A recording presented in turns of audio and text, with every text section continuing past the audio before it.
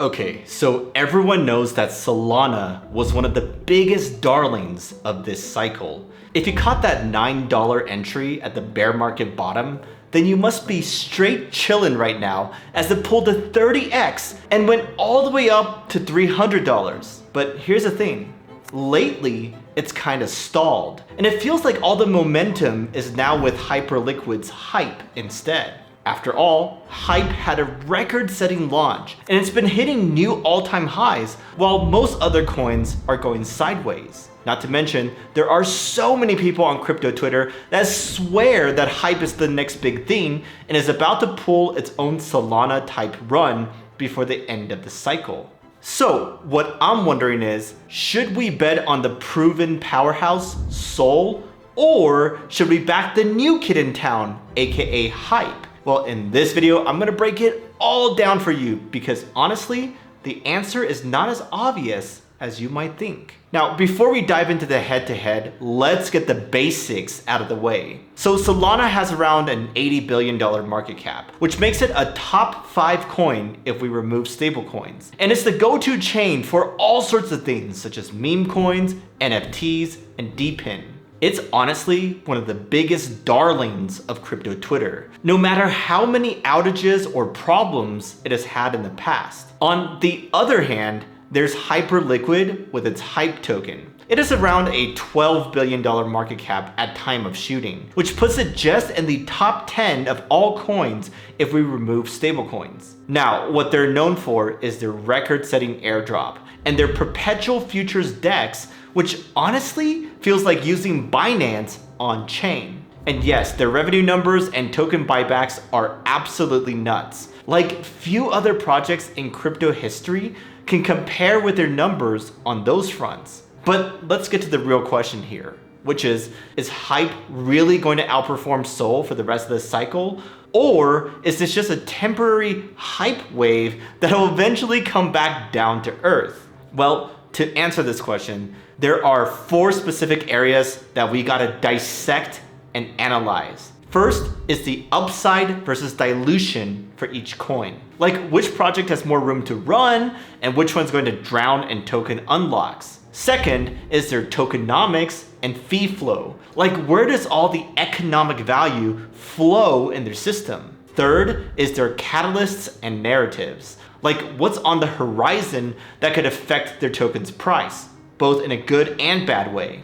And fourth is their sustainability and risks. Like what could cause these coins to potentially dump? So if you can't tell already, these are gonna be super juicy and interesting to look at. So let's dive right in and start with the elephant in the room, market cap and dilution. Now as for Solana, well, it's already a juggernaut. It's roughly an 80 billion market cap and close to 90% of the supply is out there, which means that we won't wake up someday and find out that another billion tokens have just dropped on us. But here's the thing, Solana's network inflation is still a major factor. Like this year, we're expecting about 27 million SOL to be issued, which at current prices is around $3.8 billion with a potential selling pressure. So that's obviously not ideal. And it's actually a real problem because check this out. If you look at the chart from 2021, you see that SOL made an all-time high at around $260. But now, even though the market cap is at similar levels,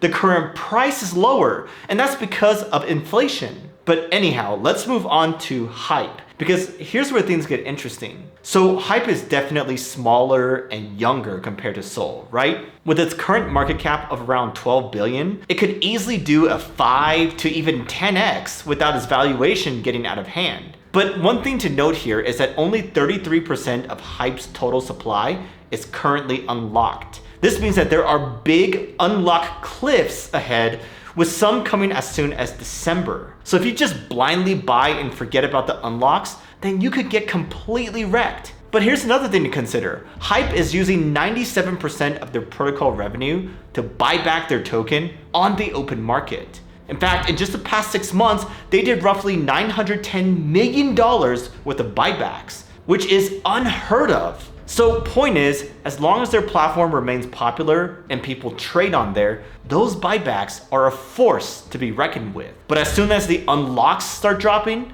we better watch out, because they can have the best buyback program in the world, and we could still get diluted to zero if the market doesn't absorb the new supply. After all, as amazing as hype has been so far, we can clearly see that it's not immune to market forces. Like, even hype has seen significant pullbacks in recent months. But anyhow, let's move on to what might be the most uncomfortable area of conversation for crypto founders, and that's value accrual. Like, if your project gets a ton of usage and adoption, that's cool, right? But does any of that flow back to your token and its token holders? Well, if we look at SOL, we see that most of the revenue generated around the network goes to the apps, devs, and validators. I mean, just look at how much money Pump.Fun has made and extracted out of the Solana ecosystem. It's honestly crazy. Now, if you stake SOL, you do get a return, but with that 4.5% annual inflation rate, your real yield is constantly getting chewed up. So there's no direct value return to holders beyond the hope that the ecosystem continues to grow,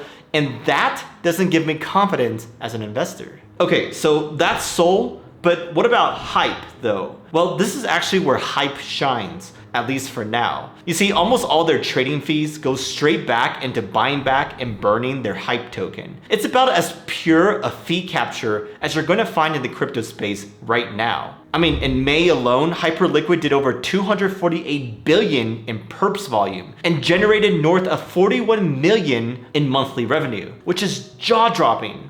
But, and there's always a but, those buybacks are only as good as their trading volume, right? So if the volume dries up for whatever reason, and we'll get to a few of those reasons in a bit, then the buybacks will decrease, and then you're back to hoping that the next airdrop will save your bags. But anyhow, let's move on to catalysts and narratives, because as we all know, those can affect the price more than all the other stuff, at least in the short to midterm. Now, in terms of SOL, we have a few big ones on the horizon. Like, if the SEC approves a Solana spot ETF, then there's a real chance that institutional money will flow in, just like what happened with Bitcoin and to a lesser extent, ETH.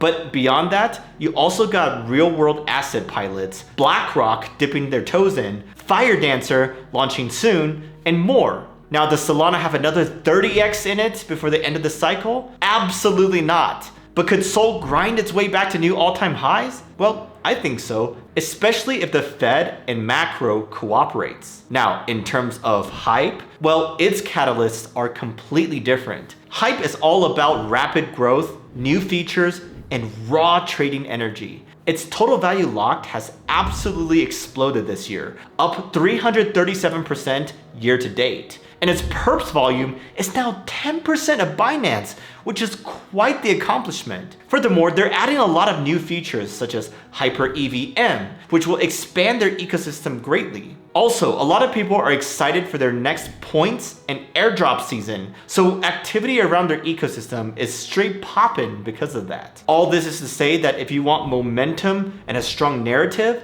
then hype's got that in spades. But anyhow, we gotta get real right now and talk about the risks for each project. Because if you've watched my channel at all before, then you know that we like to be fair and look at both sides of the picture. Starting with Solana. Well, it has clearly been through the ringer over the years. It's had some of the most infamous outages in all of crypto. And every time it happens, crypto Twitter acts like it's the end of the world. But credit where credit's due, they've been shipping real upgrades over the years, and now their network is a lot more resilient because of that. Now, there are still some decentralization concerns, like the validator requirements are still steep, and with the meme coin meta cooling off, a lot of the activity that was on Solana is now gone. So point is, even though Solana is a top dog in the layer 1 space, they definitely can't just stay comfortable and chill, as their competitors are improving every day, and there are new ones on the horizon that could give them a run for their money. So they gotta keep on innovating and stay on top of future metas if they don't want SOL to stagnate like DOT, HBAR, or Algo. Now, if you thought that SOL had many risks, well, the amount of risks that Hype has puts it to shame. Like, Hype's validator set is absolutely tiny right now at just 21. And they have a ton of users and volume coming from the US. which is a problem because Coinbase and Robinhood are about to offer perps as well. So those could really eat into Hyperliquid's market share. Oh, and don't forget, they still have multiple large unlocks coming, and they aren't as battle tested as Solana. Like, we haven't seen them survive a real market panic or an attack on their protocol yet. So those are all major things to keep in mind, but because it's so young, there's always a chance for rocket ship growth if the ecosystem holds up and if they keep on building. Phew. Okay, so that was a lot of different points to digest. But what does this mean for our original question?